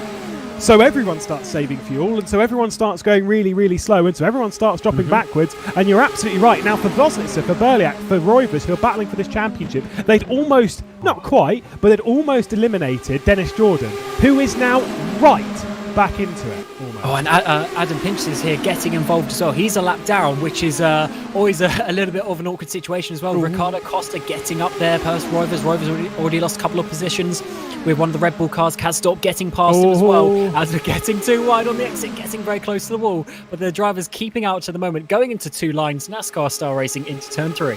Yeah, it was Ricardo Costa who came up into Adam Pintes there a little bit and just forced him up into the wall on the exit of 3, but he's going around the outside of Noah Roivers. You've got Stepkovsky at the rear of the group. A couple of cars in the background will be Dennis Jordan and Jacob Reed, who did drop off 3 seconds. Didn't quite note that one, but there is a larger gap between them. There's Jene Simoncic looking. There is Ricardo Costa going around the outside, looking for his pathway through. He's inside the top 5 at the moment, looking to try and get past Berliak, but no way to create that pass right now. Schmidt was the driver there who's just dropped to the rear end of this group. Obviously a couple of laps down now as he steps out of the way. Yeah, this is going to be getting a bit feisty because the guys behind, they haven't had the last 20 laps of some chill racing as Valle comes into the pit lane. Oh, Costa down the inside. That could be a double overtake as well if he dives on Simčić, but just backs out of that one. Peter Belak getting pushed towards the outside. He actually managed to keep the minimum speed around the outside pretty well. Costa losing too much on the inside there. This is getting a bit feisty. And as you said, Costa hasn't been in this group of fuel saving. He's got all of the adrenaline of the big battle that he's been in. And now he's joining these guys who need to now turn their battle mode on and start thinking about these overtakes because Costa is going to be coming past them. Yeah, and this is now for the lead of the races. Fabian Bollier, oh, there we go! And that's Berliak who just picked crash there. That was crazy as Ricardo Costa came into it 3 wide. Berliak fits Pit entry closed. Pit entry is closed. Pit entry closed then. There we go as we go under our first Only caution damaged cars may of the night. Yeah, that was coming. And I was literally saying it coming out of turn 4. You know, Costa's been there in that big fight, and those guys I don't think were quite ready. Costa did have a little squeeze on, I can't remember who it was. I think it was Pignataro, wasn't it, earlier, coming into turn 3 as well. Let's get a bit of a replay here. But it was also, I think it was Kazdorp in the Red Bull car, going to the inside as well, making it a 3-wide situation. Peter Belak really struggling a bit. But yeah, that was definitely Costa there. He was trying to sort of come down on the inside of, I think that was Simčić. But unfortunately, Pinces as well getting involved. Let's see from Costa's point of view. He's going to go to the right. I think maybe he's going to try and come back on the inside of Simčić, but unfortunately the contact was made. The only good thing here is because this is the first caution, I think the race directors will take the opportunity to sort out the lapped cars, and Berliak should be able to get back on the lead lap, but obviously at the back of the train. Yeah, like you said, I mean, considering we've seen Ricardo Costa get involved in quite a few of the incidents now in the evening. Unfortunately, that one was another one a little bit too far. Yeah, it was only tiny wheel movements, but he was the one that was kind of trying to change lane going into the corner, trying to step underneath. And of course, if there is a car there, you cannot go there. That's not how it works. You can't do wheel-to-wheel contact on an oval like this. Ricardo Costa has stepped out of the race. Pignataro also a retirement from it. And where is Berliak in all of this? Was he able to get it down to pit lane? Of course, you did hear the call from race director. It was pit lane's closed. No one's allowed to come into pit lane with the exception of damaged cars. That's why Berliak was able to get into pit lane, was to be able to repair his car. Pits open for lead lap cars. Pits are open for lead lap cars. So the pits are sort of closed straight away, so everyone sort of gets the fair opportunity now. So now they're all in a line, at least the top guys all in a line. So now they've got the fair opportunity to go in without gaining or losing crazy amount of time. Interesting to pit now because there's just under 40 laps to go. This is too long at racing speeds, but if this is a long caution, then we might be able to see drivers saving fuel and getting towards the end. So we could see some mega fuel saving, but this is really going to be on the limit if they're going to try, what would that be, 30 8 laps on a tank. The thing is, you'd need to pit. If you have the chance to pit, you need to pit because, like you say, it's not just the fuel; it's the tyres. That's the problem here. So as they'll all leave the pit lane, they'll all rejoin what is the rear of the train, then everyone else will be waved around and etc. etc. Race control. That's their job to deal with all this. This is why I'm glad that I'm not a race director. Now open for everyone so else. It's open this for is going to be everyone quite a big job because there's a lot of cars like all over the place. But Anthony and Thomas, I'm sure, are going to be working out because also the drivers who pit first, because they were damaged, they're now going to be at the front of the train. But then they'll be then moved to the back so that they didn't basically get an unfair advantage as such for being the first ones to pit and this sort of thing. So there is going to be obviously that, and then maybe some of the lap cars will be let around. So we'll have to see, and obviously it'll take a lap or so. But we've still got over a stint left in the race. There's still plenty of time for these drivers to be able to sort themselves out. But now the lap cars are going to be able to get themselves out of the way and get themselves back in line with the lead cars. Yeah, so anyone that was a lap down in that group, they're allowed to, like you say, get back up there, get back involved in the race. Obviously, there are a couple of cars that are a couple of laps down, or a lap a bit down. So they're all going to be sort of trapped there a little bit. But it is what it is. For some of these drivers, it is a reset. Even for the likes of Belyak, definitely not out of this race. With 36 laps left to go. When we go green again, who knows how many laps we'll have. There is Belyak. And just again, a reminder back to 2020 when we raced here that Phil Kraus was involved in that enormous crash at 1 and 2. And courtesy of incidents like this, of coming through the pit lane and serving the repair of the car, getting back out there, hammering in the laps, was able to gain back any time that he lost. May unlap themselves and take the high line. Please be careful. And then ended up taking the victory on that day as well. So who knows what we have in store for our finale. But I don't know about you. I was kind of sat there thinking, ooh, caution right now would be quite handy. I would have liked to have seen it green all the way. Oh yeah, definitely. And as obviously these laps go on, I would see if I was towards the end of this pack, and because we know there's still probably going to be another couple of laps, I would think about pitting and having a full tank of fuel at the back of this pack. But I would say it is getting a bit too long really to go towards the end. But always having the extra fuel can be good. But as we've seen, new tyres is good. So it just depends if there's going to be another caution after this. But certainly potentially risking it to try and get to the end could be quite good indeed. We still have Rainey and Pinches a lap down. I don't know if they're going to be able to get another lap, or if they're just going to be able to get one lap back. We'll have to see indeed, but it's certainly all going to be closed up. Catching the group now. Yeah, certainly going to be closed up, and lap cars, please unlap yourself. Rainey and Pinches, please unlap yourself. Oh, and it seems like they're going to be there left again. To be honest, I was going to ask, that was going to be my next question to you, is would they be allowed to unlap themselves a couple more times? Now, typically in IndyCar style racing, this is not allowed, but I am all for it. Yeah, we 100% for it, especially in this environment. Yeah, we sort of did it basically. It's also to keep the race going. If at every single crash you just had those 2 or 3 drivers go out, we'll obviously end the race with 10 drivers, which is obviously not what you want to be able to see. And it just makes sure that everyone tries to be there at the end of the race. And I'm sure that these drivers are starting to think of that, because we are getting towards that 30 laps to go, which is the important marker.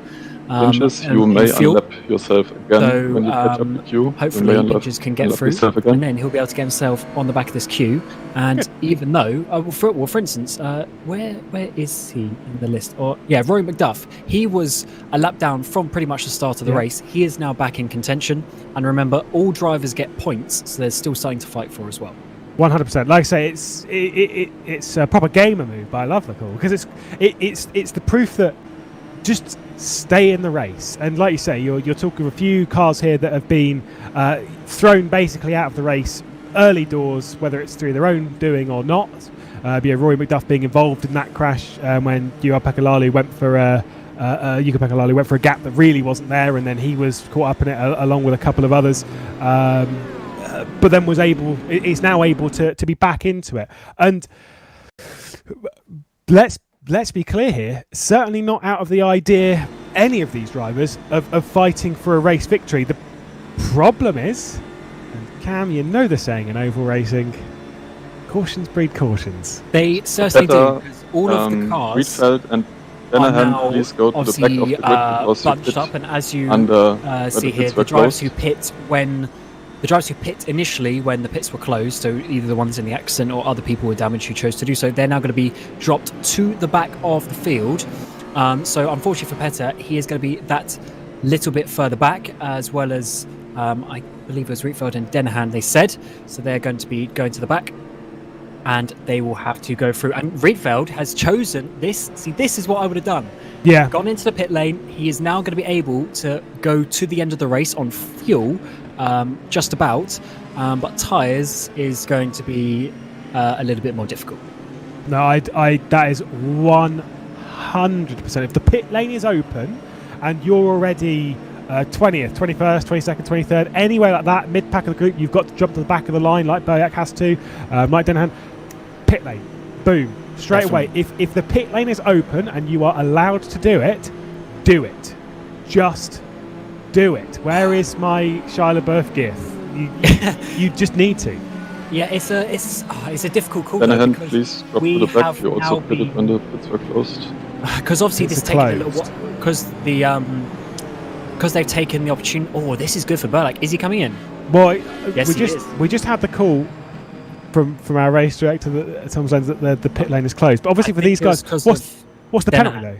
No, I think he was saying it to Danahan because he called Danahan to go to the back. I think he was saying that was because the pits were closed. Oh, right, okay. We'll find out. But Burlack gotcha. now, the issue is if we go green flag at the end of this lap, Burlack might be a little bit off the back of the field. But if he can get to the end from here and everyone else has to do a green flag pit stop and get lapped, this could be good. So we still don't know what's going to happen. We're going to be coming to 30 laps to go as well.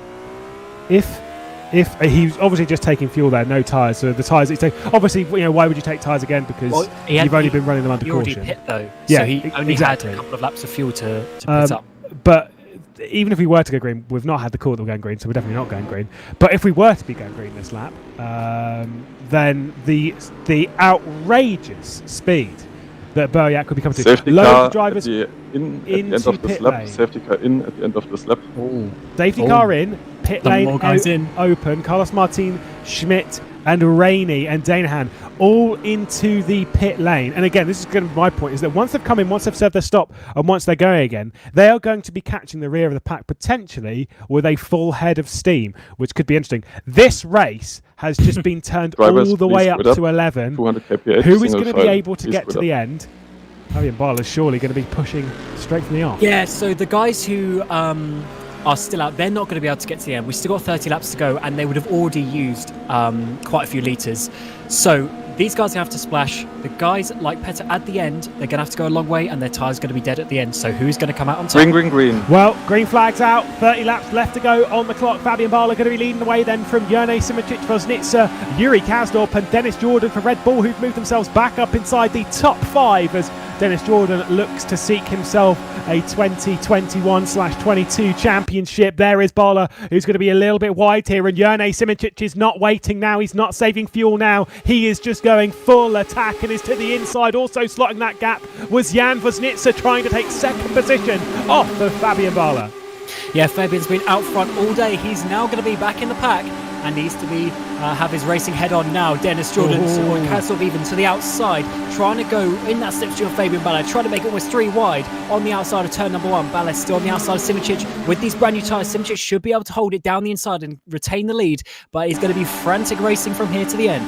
Those final few cars that came through the pit lane towards the back end of the grid, Carlos Martin, Adam Rainey, Jake Danahan and Schmidt were not able to rejoin the rear end of the train, and Petter Boyack has already dropped off of the rear of it, which is a bit of a concern. He's not going to be able to save enough fuel and the good times with where he is. He needs to kind of get in that fuel mileage zone. But there is Jurnej Simičić then defending to the inside. Barla up 1 lane. There it is once again. Yuri Kasdorp taking the high route around. Can't quite rip the wall in the DW12 that we have here. And Jan Voznica down to the inside. They're going to be 2 wide off of the corner. It is still Jurnej Simičić leading once again, trying to make it 3 wide. Jan Voznica to the inside. Fabian Barla to the middle. Yuri Kasdorp all the way up to the top. But it is Noah Roivers as well, slotting his way around the outside of his championship rival. rival, Dennis Jordan, who's going to be able to pick up 4th position off his teammate as well, as Yuri Kasdorp tries to cut in and makes contact with Roivers. Yeah, I think Kasdorp was trying to sort of help his teammate there to block the Networks P1 Sim driver off, but a bit of contact made, and that was very close to a huge accident, especially for Roivers. It's so important for him in the championship as we're getting into 2 trains now coming into turn 3.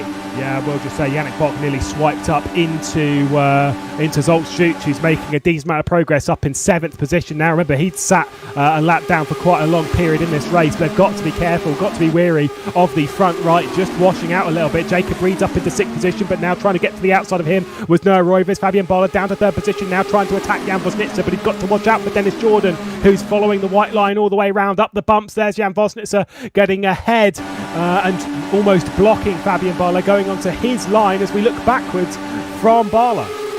Oh, this is getting very addicted. Oh, Ballet, just how did he save that? I thought he was going to be losing the rear end, but fortunately just keeping it in line. We've seen that a couple of times already.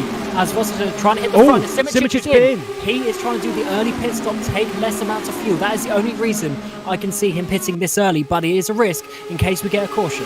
Yeah, he's going to have to turn that up to 11 and try and just, like you say, maximise the fuel load. But this, there's surely going to be a crash in this. As look at this in the background, there's already a little bit of contact as pinching was Jan Vosnitzer as the 2 Red Bull drivers are getting past him. It's Jan Vosnitzer who's dropping down and down and down towards the back end of this group. I don't think that's necessarily the worst thing for him right now, as it was getting a little bit dicey all through the middle of this pack, and already coming into the pit lane. Noah Roivers and Jan Vosnitzer are also copying what was happening with Jerne Simicic. This is pretty crazy, to be honest. And the thing with Simicic, because he would have had a shorter pit stop, he might just keep out in the lead, which means he won't have to do anything with blue flags. Or are these guys now going to catch him, and therefore Simicic is going to lose time battling these guys when he's technically a lap down? This could be quite a risky strategy for Simicic if he can't keep the lead. But it looks like he's just about kept the lead. Can he get up to speed though?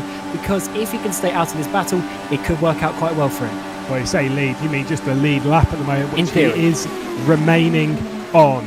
We'll have to wait and see how this is all going to unfold. This could be crazy. Final 22 laps left of this race. But again, you cannot forget 13th place Petter Böljak, who's already made what we believe will be his final stop in this race. This is going to be crazy. Absolutely ridiculous. Jacob Reed looking to the outsiders. We've got lap traffic in this. This is going to be so hard to pick apart as Fabian Barlow is going around the outside of Noah Roivers, going a lap down. Oh, yeah, this is going to be very confusing indeed, because they're still technically fighting, because as you see, a pit stop is basically exactly a lap.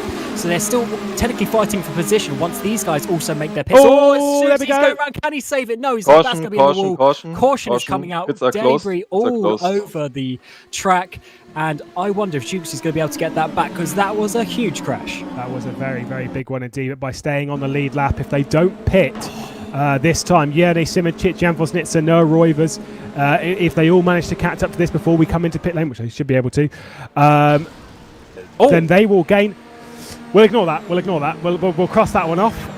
We'll just pretend that didn't happen. No rear wheel. I think that's his day done.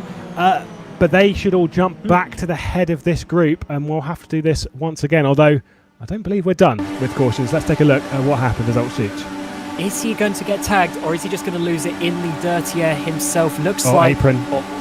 That's apron, and then Ballet. Then he got hit by, I think it was Jacob Reed, and unfortunately going for a big spin. That's really, you can overtake the safety car. That's really the first big crash that we've seen. Pits are now open for lead lap cars. Pits are now open for lead lap cars. Wait, actually, let's actually see a look again with Reed having a bit of secondary contact here with Jukes, and actually that's a Red Bull car, which might be Dennis Jordan, did well to avoid that.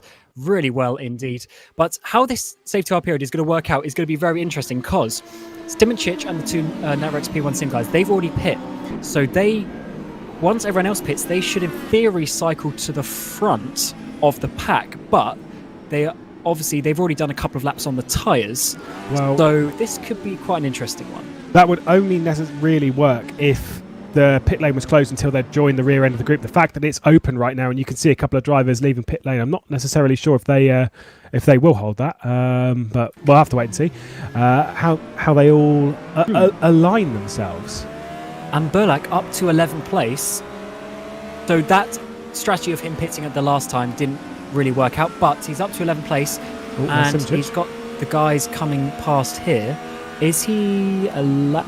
Scrub from the start, you may overtake the safety car. It's just where Simičić, Voznica and Roivers, obviously they had pitted before and they've now come round. But where the pack wasn't together when everyone came into the pit lane, so they're all still down in the dangerous mid-pack. It means that the highest placed car that has pitted on this caution was Yuri Kazdor. Pampatsidis also... Do you know if he was also involved in it and then got damaged and had to come into the pit lane? Because obviously you can see 3 laps since the last stop, which would have been under caution when the road was closed. So, is Kazdorp technically leading then, as he has made a pit stop? Technically, Carlos Martin and Cas Rietveld are, and Schmidt, they are good to go to the end of the race. They already stopped to the last one, didn't they? Yeah. But the longer that your stint is, the worse your tyres are. Obviously, we're saving tyres a bit now under caution, but there's still going to be a difference at the end. God, it's going to be difficult to work this one out as it keeps changing. And obviously, it's going to be quite frantic towards the end because these drivers at the front, they're just fighting for a race win. They're not fighting for the championship. And for the guys fighting for the championship, they're now down in the mid-pack. We will go green at the end of this lap. We will go green at the end of this lap. Safety car will come in. Wow. At the end of this lap. Safety car in at the end of this lap. We are going to have a 15, 16, 17 lap shootout. Don't trust the commentator's maths. 17 lap shootout. 17, I believe. Yeah, sorry, no, never trust the commentator's maths. I am not necessarily sure how this one is going to go. No, I've got no idea. I also would say 200 kph single file. Drivers quit up. That this is not the last time we're going to see the safety car out. Also, interesting rule to say just as we get to it, in the last 5 laps, the race direction going to try not call cautions as long as it's able to go racing. So it's going to get quite frantic when we get there as well. But still, a few laps before that. Well, didn't expect to see Carlos Martin leading today, but that is exactly what we have just ahead of Cas Rietveld, of Schmidt, of Pampatsidis as well. Then the drivers that pitted on the caution with Yuri Kazdorp and Dennis Jordan, who's moving himself into real championship position heading into Indianapolis at the moment. Yannick Bock of Evolution Motorsports, of course, the team that Dennis Jordan was running. Here comes Cas Rietveld to the inside, also going 3 wide in the background as Pampatsidis is dropping back behind Yuri Kazdorp and Dennis Jordan. There is Yuri Kazdorp to the inside, swiping up into the Wolves, man, and nearly finding his way through. Yannick Bock, I think, a little bit lightly into the rear end of Dennis Jordan as well. Cas Rietveld leads as we return to green flag racing. Oh, this is going to get pretty frantic. So we go almost 3 wide now, coming into turn number 2. Schmidt is looking pretty good position as well, but Kazdorp already making moves, and I wouldn't be surprised if he's going to dive it down the inside. There's a bit of contact there with the wall, and it looks like Schmidt just pushing him. But we're actually going about 4 wide back coming into turn 3. Well, I will just say that Dennis Jordan has just taken a one-way trip back towards the rear end of the field as he's in 15th spot, was getting right out of that and was slotted either way, left and right, was being passed all over the place as his teammate hits the front of the field ahead of Cas Rietveld. There is Pampatsidis going around the high side trying to slot his way back up into 3rd position. And there we have it. Who was that? It was Schmidt in the middle of the pack. There is the contact. Caution is back out. Involved in that was Jerne Simičić as well. Oh, okay. So Jerne Simičić involved with that, which is obviously a shame for him. Oh, big suspension. You can repair suspension damage though, so as long as he can get back safely, which he should be able to do, as there's no cars around him, he will be able to return obviously at the back of the field. But obviously he is not in the championship fight, which is obviously a shame for the race. But for him, it's going to be right. Let's get a bit of a replay. Was that Schmidt going a bit wide, collecting Ballet, I think, and then Jerne Simičić, I mean, he was just locked on. Nothing he could do. Sent in the air and just having a little wave to the Evo driver. Yeah, unfortunately for Schmidt there, as he just tapped the apron, it's pushed the front of the car up and then into the virtual drivers by TX2 man of Fabian Bala, and he was pinched a little bit just before that as well. That was Carlos Martin, I believe. For lead lap cars. Difficult situation. Very difficult situation for Schmidt there because everything just happened so quick and there wasn't an awful lot he could do. And if Simičić has got that car back, I would definitely congratulate him. He had a lot of damage and it looks like he did get back to the pit lane, but they're going to go a lap down, potentially just about, which is not going to be too helpful. But as there's still a few laps to go, I think they might be able to get that lap back. It's normally about 20 seconds or so for the damage repair. And has he got a steering wheel? Yes, he has. So if he's lucky, which I think he will because he's so close, I think he'll be able to get that lap back. Yeah, of course, up to the discretion of race control, and there is Janez Simicic picking up all the cars. He'll jump back into the line and then hopefully be waved back around. They are 1 lap down at the moment, but with us approaching 10 laps to go. Lap cars may overtake the safety car on the high line. There we have it. For Simicic and Schmidt to come around the outside of the entire pack and the safety car. They will get on with that now and then rejoin the rear of the field. There is Ferenzi also into the pit lane to rejoin the rear of the group. To be honest, some of these cars, if they're towards the back end, I wouldn't say no to a fresh set of tyres. We're not going to make the most amount of difference if you've only had 7 laps of running on them, 7, 8, 9, 10, 11 laps of running. It's not going to make too much of a difference considering quite a lot of those laps have been done under caution. Cautions breed cautions. We've had quite a few over the last few laps. Just suddenly, it's quite crazy how races work. Dennis Jordan, down in 14th place. He was ahead and battling with his teammate, and now Kasdorp is at the front, which just shows you how easily things can change. But this is quite an interesting situation for the likes of Cas Rietveld because of all these cautions. Cas and also Carlos Martin, they should be able to get to the end of fuel. They should be able to save enough fuel to get to the end. But he's already done 21 laps on these tyres. Admittedly, some of that is under the safety car, and he's still got another 10 or 11 laps to go. His tyres are certainly not going to be able to really fight too hard, but he might be able to sneak himself a good result today. I think Kasdorp, with those couple of drivers between him and Bock and a lot of drivers between him and Ballet and Reed, etc., who've pitted at the same lap, I think he's in a really good position. Well, we'll have 10 laps to go, I believe, when we go back to racing here at Apple Valley. We will go green at the end of this lap. Safety car will come in at the end of this lap. And there is our call from Thomas Lenz, race director. The safety car will be in to the pit lane at the end of this lap. 10 laps to go. Fingers crossed that we're not going to see a caution. Obviously, as you were saying, it's not 100% likely that we will because they'll try and avoid it unless it's absolutely necessary.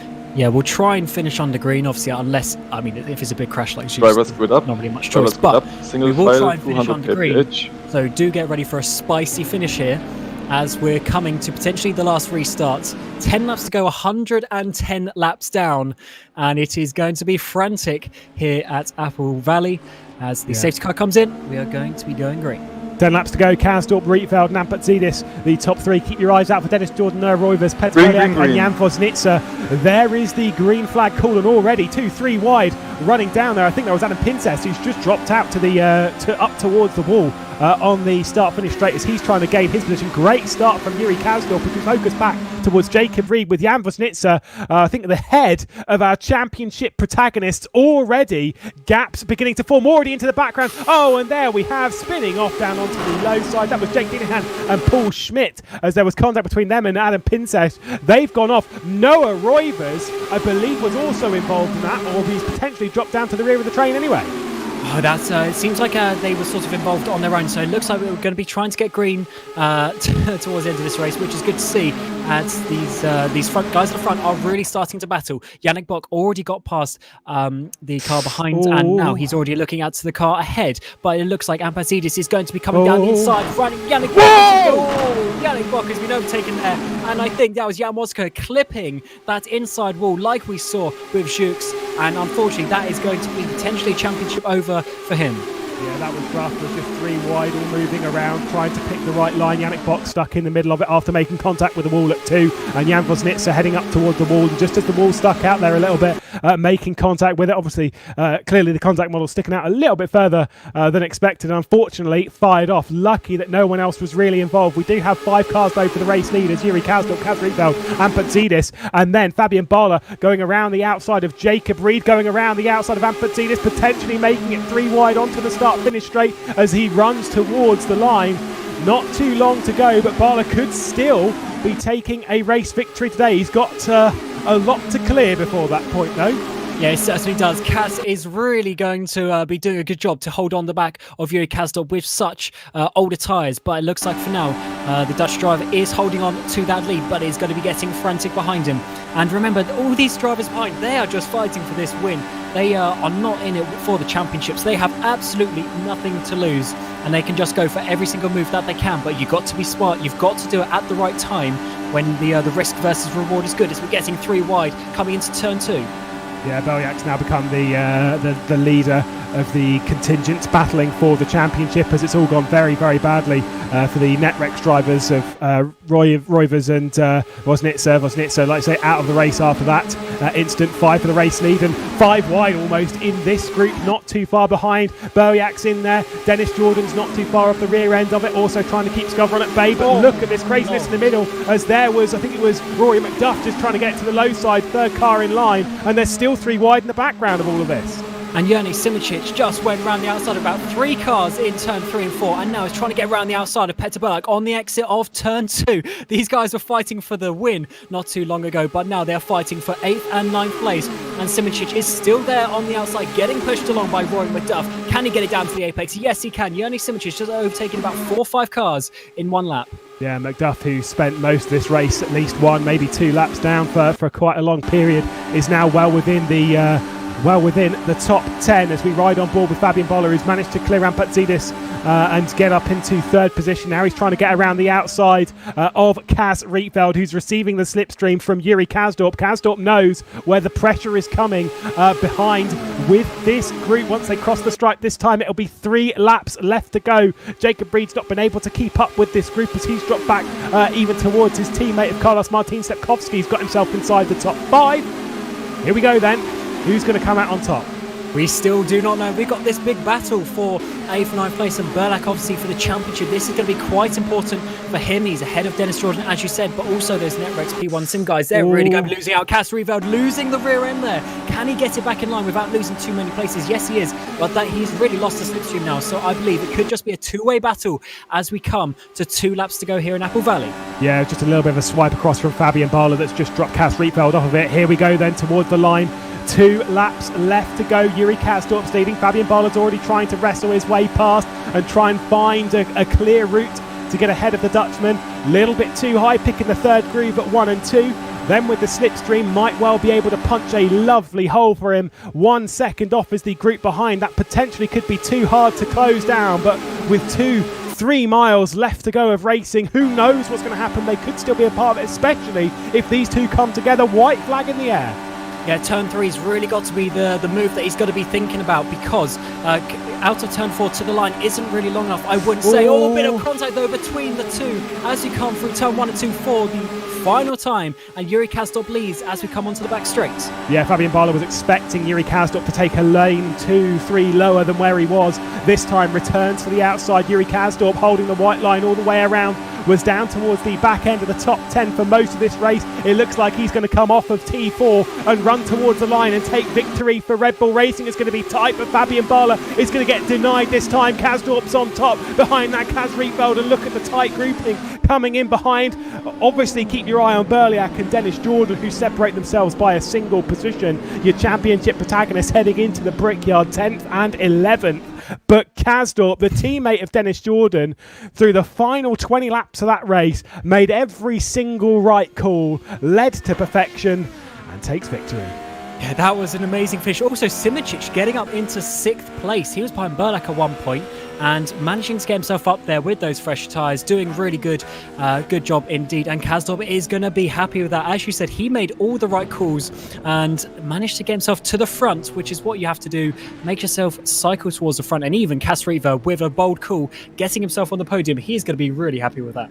Yeah, say someone who needs a bit of a hug after that one would be Jan Woznitzer, and to be fair, even Noah Roivers, who they were dealt a rough card there towards the end of their race. Not 100% sure what happened to Noah Roivers to drop him down to the rear of the group, but he was sort of involved in the issue that sent Danahan down as well, and it was all just a little bit crazy. Of course, Woznitzer up into the wall. It was 4 coming into it, and now we might be down to 2 at the Brickyard. Let's take a look at what happened. We're on board with Rory McDuff as they're all going to restart. And of course, it's Noah Roivers directly ahead. There is Roivers, who just gets onto the apron as they're trying to restart. Now this is going to be painful. 1, 2, 3, 4, 5, 6. All of the cars just going by. Misjudge the restart. And if you don't get that first initial bite done, you're going backwards. Yeah, they certainly are. And that is going to be very important indeed for the championship. The points are going to be spread out just quite a lot, really, and I think it's going to be it's going to be a very tight one indeed. But let's try and grab a bit of an interview with some of these drivers to see how they felt about the race, and I think we'll obviously try and get the podium drivers. Yeah, absolutely. You fire away, Cam. Yes, so Casper Rietveld in the interview box, making an awesome strategic decision there to pit when the safety car was being called in, but you managed to stretch the fuel to the end and you got yourself a podium. So how does that feel? Yeah, it feels pretty good. I think there was a bit more in it if I didn't have the contact with Fabian. I was told it was a bit of a hitbox issue, but oh well, P3 is P3. It was a bit of a stretch, to be honest, because I pitted under the caution again. But I pitted actually 1 lap too early. So after it went green again, I was on mix 1. I was like probably the slowest car on track, trying to stretch that to the end. Because if it went green all the time, I don't think I would have been on the podium. So I was really trying to finish it the best I could. But then with the cautions that came up, just really lucky, I guess. Well, a bit of luck, but also some good skill. So having obviously got a podium here, are you looking forward to Indy next week? Do you think you can have a repeat result? Yeah, of course. I mean, it's about luck. It's a bit of RNG sometimes. You know, the cautions need to fall your way. If they don't, well, then it's just a bit of bad luck. We saw that with Noah and Jan. They decided to not pit again under the caution, the same thing that I did. Because they were in the leading position, so it would have risked it more, and I didn't have anything to lose, so I risked it, and I will do it again in Indianapolis. Also, yeah, good luck, and we'll see you next week. Thank you. And next we'll go to second place, Fabian Ballet. And Fabian, you've been very quick all day, both in the AM division and now stepping up to replace Remco in the Pro division as well, leading for a lot of that. So are you a bit disappointed that you couldn't quite get the victory? Yeah, a bit disappointed, but just stepping in for that race. Really happy with the result. And do you think you can repeat that in Indianapolis? Because you were obviously so quick, so you're clearly a bit of an oval specialist. Yeah, I think ovals are kind of my thing. So looking forward to Indianapolis and maybe make it into the pro race again. So do you know if you're going to be racing next week? Not for sure, but I can race my way in there. Well, hopefully we'll see you then, because you're certainly very quick. So thank you. Hopefully see you next week. Yeah, sure. Thank you. And lastly, Yuri Kasdorp for Red Bull Racing Esports, getting the victory from the back of the field as well, just showing you how chaotic these races can be. So Yuri, how was that race for you? Yeah, it was good fun. First time of that oval in a long time. So it's not quite expected, but it was good fun. Yeah, you made a lot of overtakes. Do you think you were being a bit more aggressive than some of the drivers around you? Well, my main goal was to just try to help Dennis a bit. So a couple of times when we were in the group and we saw that the group wasn't quite going the pace that we wanted, of course, the best thing to do there is just fuel save a bit and take a couple of tens that you lose per lap. But I told Dennis, I'll just try to get to the front of the group, try to go a bit faster. But then a couple of people around us started fighting again, so that ended up not working either. And then we got bailed out by a well-timed safety car. Yeah, and you managed to get past the few drivers at the front there on the final restart as well. So are you now pretty confident into Indy next week, or do you think maybe you're going to struggle there? Yeah, I mean, the first stint I was completely ruining my tires. I wasn't quite sure what to do. As I said, I haven't really done oval too much. So I doubled the wear on my front tires than Dennis had. And during the race, I started to figure it out a bit and started to save a bit more fuel. And then by the time we got to the last couple of restarts, we were in a really good position. I figured out how to drive it and got up front with the fresher tires. And then at the end, I just tried to give Gus a slipstream every time. And I think me and Gus had kind of a bit of a mutual understanding of he was on all the tires. I think he was quite happy sitting in second, and I was trying to give him the slipstream every time to make sure that nobody's going to try to send one down the inside and then slow the whole group down. And eventually we only had a couple of guys left in contention, which is obviously ideal for us. So, yeah, well done today. And hopefully we'll maybe speak to you on the podium next week as well. Hopefully. Yeah, so Lewis, that was certainly a very chaotic race. It went green for pretty much the majority of the race as well, just getting the cautions at the end. But that's just showing you that you really need to stay in, and it doesn't matter if you start from the back of the grid, you can still get a victory.